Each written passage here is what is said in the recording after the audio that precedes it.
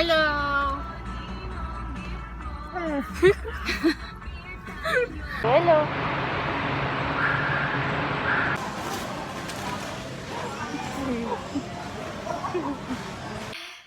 Hello! Dali ah. For today, we will make apple pie kasama si Mama. Hindi kasama marunong magluto kaya siya yung magsasabi ng gagawin natin today. Hello. Start! Game! Game. Flour. Combined flour. 2.5 cup. Ano? Saan yung ano? Nasaan? Hindi ko alam sa'yo, baka nasa loob. Ay, oo nga.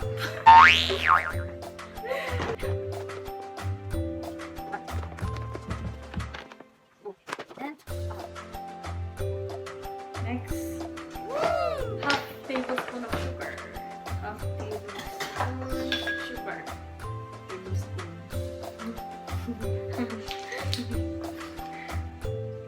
Next. A teaspoon of salt.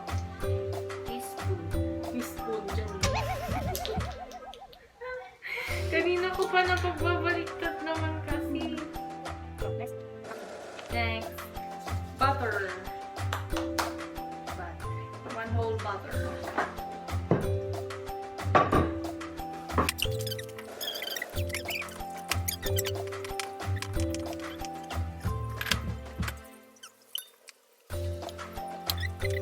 Mix na.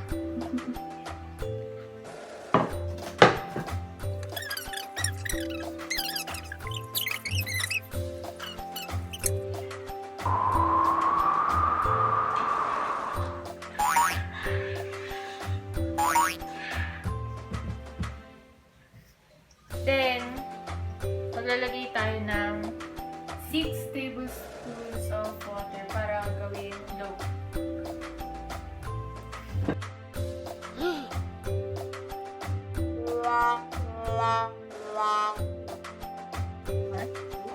Then, ganun ulit, mix.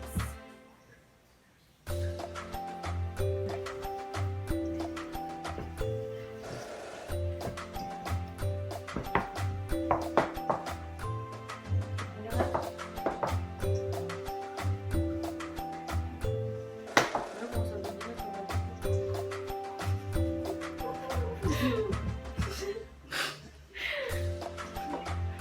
dapat si Janine ako na. Tapos si Ay, hindi ah.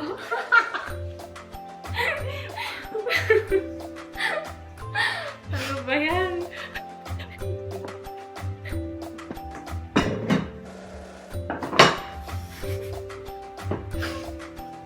Chef.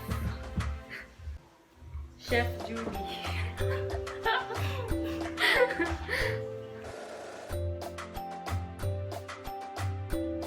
Okay, divide by 2.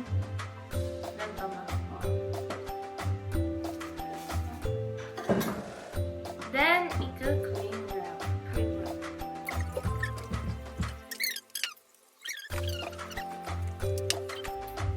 Refrigerate for 1 hour. Gagawa na tayo ng Syrup. syrup. We will put half butter. Tapos naglalagay tayo ng 3 tablespoons ng flour. After nun, lalagay tayo ng 1/4 cup ng water. And 1 cup ng sugar.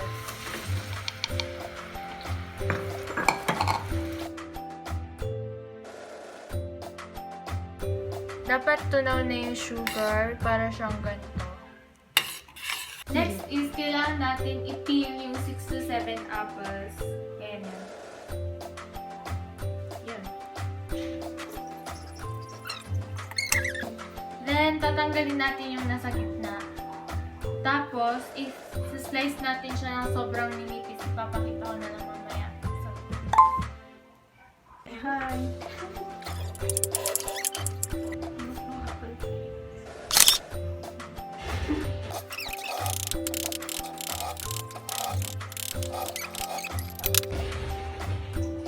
Yan.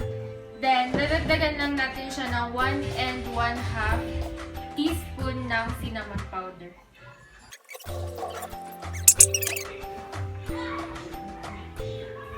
Ilalagay na natin yung syrup. Isa-set aside muna natin yung filling, then ilalabas natin yung galing sa ref na dough. Then, imamasa natin siya, i-flat. Then, saka natin siya imomold dun sa tray.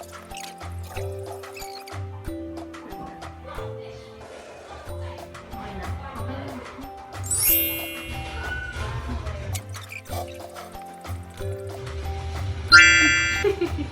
O, ilagay mo na yung filling dyan.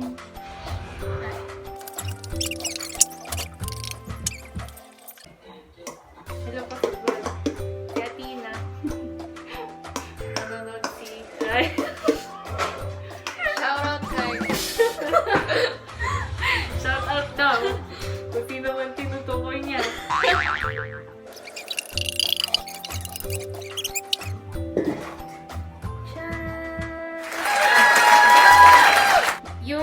Yung isang dough, yun yung pang taas niya. And, ano gagawin ko? Ayos lang.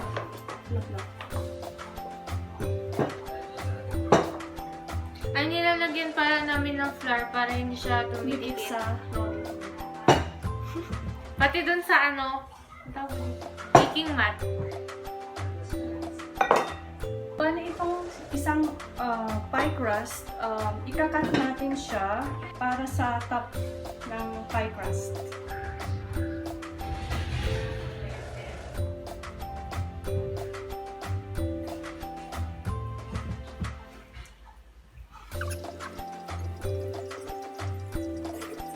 Bali i-arrange mo yung pie crust alternately.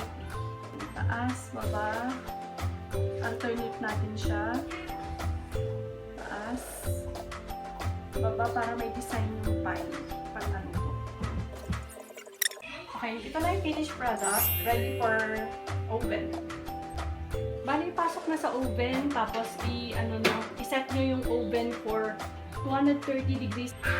Then, bake it for 15 minutes. Tapos, i-check nyo na lang kung sakaling crispy na yung crust. Kung hindi pa, mag-add na lang kayo ng minutes. A few minutes later.